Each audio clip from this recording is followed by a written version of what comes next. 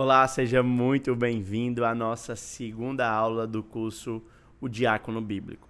E nessa aula eu quero fazer uma provocação a vocês, meus alunos que estão caminhando comigo nessa jornada de compreender biblicamente o papel do diácono. E a provocação é a seguinte, né? Na verdade eu quero compartilhar uma dor que eu sinto com vocês, tá certo? Como parte de um movimento denominacional, diversas vezes eu já ouvi pessoas falando, né, me pedindo para fazerem treinamentos para diáconos, mas com o seguinte critério: faça uma coisa simples, faça uma coisa básica. O diácono não precisa de tanto conhecimento quanto o pastor, não. O diácono ali, como é um ministério mais inferior na mente de alguns, ele precisa de um treinamentozinho raso e superficial.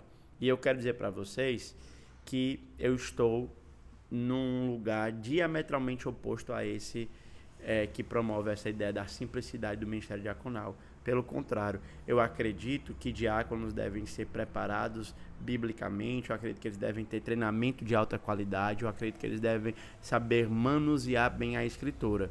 E que essa ideia de que o diácono é um ministério de segunda categoria, ela não parte das escrituras, ela não deve ser cultivada em nosso meio, tá certo?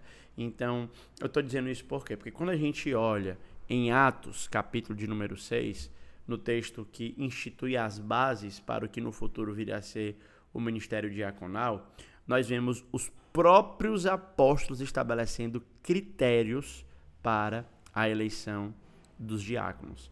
E dentre esses critérios estão os seguintes. No versículo 3 ele diz: mas, irmãos, escolhei dentre vós 7 homens de boa reputação, cheios do Espírito e de sabedoria, aos quais encarregaremos deste serviço. Então, como a gente vê aqui, a questão é a distribuição diária, tá? A questão que traz a confusão aqui, a discussão, é a distribuição diária, tá? Que alguns pode ser uma questão meramente prática, mas para lidar com essa questão, os apóstolos procuraram alguém que era cheio do Espírito e era alguém que era cheio de sabedoria, tá certo? Então, no nosso treinamento, se você quer uma coisa mais prática, se quer uma coisa superficial, se você compartilha dessa visão que o diácono não precisa de tanto treinamento, porque pessoas simples não têm acesso ao treinamento de alta qualidade, você pode, inclusive, desligar essa aula. Essa aula não foi feita para você. Esta aula e esse treinamento foi feito para pessoas que querem compartilhar a visão de Deus revelada na Escritura. E a visão de Deus revelada na Escritura é que os diáconos precisam ser homens cheios de sabedoria e que, como obreiros, devem saber também manusear bem a palavra da verdade.